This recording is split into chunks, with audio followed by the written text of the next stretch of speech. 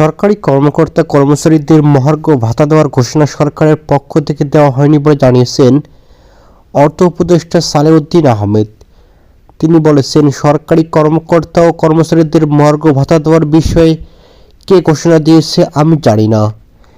এদিকে সচিবালয় সরকারি ক্রয় সংক্রান্ত উপদেষ্টা পরিষদ কমিটির বৈঠক শেষে সাংবাদিকদের প্রশ্নের উত্তরে তিনি এসব কথা বলেছেন।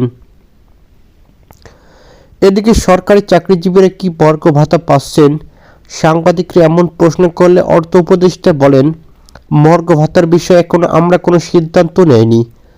তাহলে কি মহার্ঘ ভাতার বিষয় থেকে সরকার সরে আসছে? এমন প্রশ্নের উত্তরে তিনি পাল্টা প্রশ্ন করে মহার্ঘ ভাতার ঘোষণা কে দিল? সাংবাদিকরা জানান, জনপ্রশাসন সচিব নিজেই মহার্ঘ ভাতা দেওয়ার সিদ্ধান্তের কথা জানিয়েছেন। উত্তরে উপদেষ্টা বলেন, কে ঘোষণা দিয়েছে আমি জানি না, আমরা তো ঘোষণা দেইনি। অর্থ মন্ত্রণালয়ের কাছে প্রস্তাব আসলে তারপর সিদ্ধান্ত নেওয়া হবে।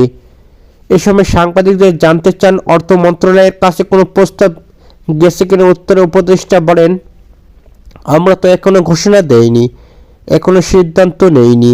এদিকে সম্প্রতি 14.5 লাখ সরকারি চাকরিজীবীকে মূল্য বেতনের সর্বনিম্ন 10% থেকে সর্বোচ্চ 20% হারে মহার্ঘ ভাতা প্রদান করা হবে।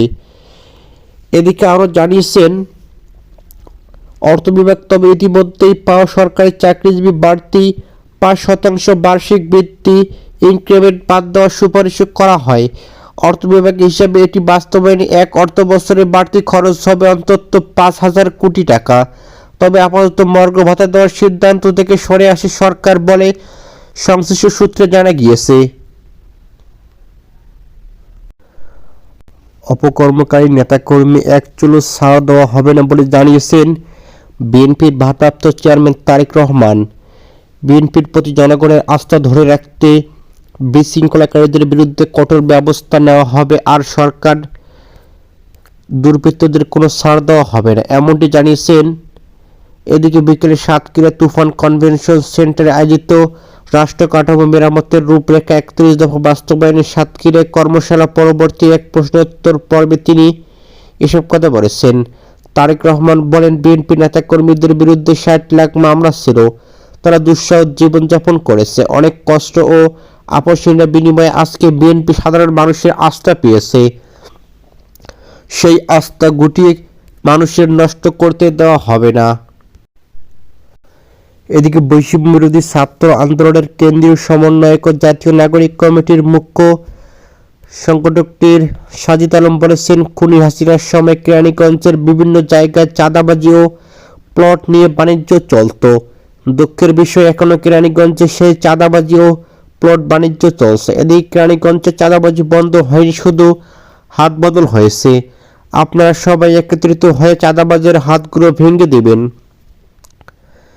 এদিকে দুপুরে কেরানীগঞ্জ উপজেলা পরিষদের শহীদ মিনার চত্বর এক পথসভায় তিনি এসব কথা বলেছেন। এদিকে বুড়িগঙ্গা নদীর খালগুলো সম্পর্কে সাজিদ আলম বলেন, কেরানীগঞ্জে আসার পথে দেখলাম খালগুলো ডাস্টবিনের মতো না হয় নর্দমার মতো পরিণত হয়েছে। খালগুলো যদি সুন্দরভাবে খনন করা যেত তাহলে হয়তো কেরানীগঞ্জ একটি পর্যটন এলাকা হিসেবে গড়ে উঠতে পারত। এদিকে খাল খনন ও কেরানীগঞ্জের উন্নয়নে বাজেট এসেছে, কিন্তু ভণ্ড পীর ও তার মুরিদরা বাজেটের টাকা দেশের বাইরে পাচার করেছে। এখন সেই ভণ্ড পীরেরা অপকর্মের দায়ে জেলখানায় রয়েছে, সেখান থেকে তারা আবারও সবাইকে প্রস্তুত থাকতে বলছে। এসব ভণ্ড পীর যাদের নিজেদের অস্তিত্ব নেই, যারা নিজেরাও জানে না বাংলার মানুষের কত বড় ঘৃণার জায়গায় তারা রয়েছে।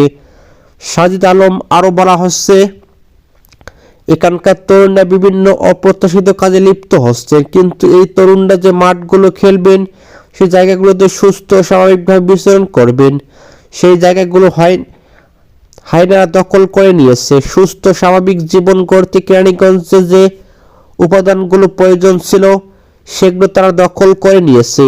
আবারও তারাই কেরানীগঞ্জে ফিরে আসার ইচ্ছে ব্যক্ত করেছেন।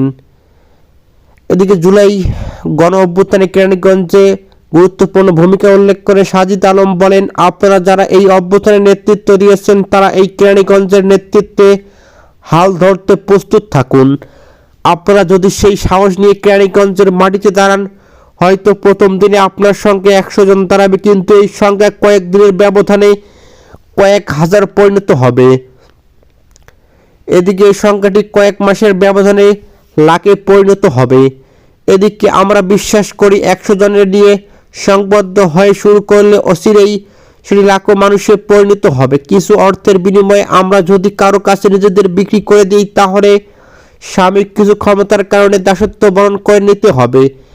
সেই বেড়াজালে গত 16 বছরের মতো আবারও আমাদের বন্দী হতে হবে। এ সময় আরও উপস্থিত ছিলেন বৈষম্য বিরোধী ছাত্র আন্দোলনের কেন্দ্রীয় সমন্বয়কারী হাসিবুল ইসলাম, রাসেল আহমেদ সহ বিভিন্ন ছাত্র নেতা।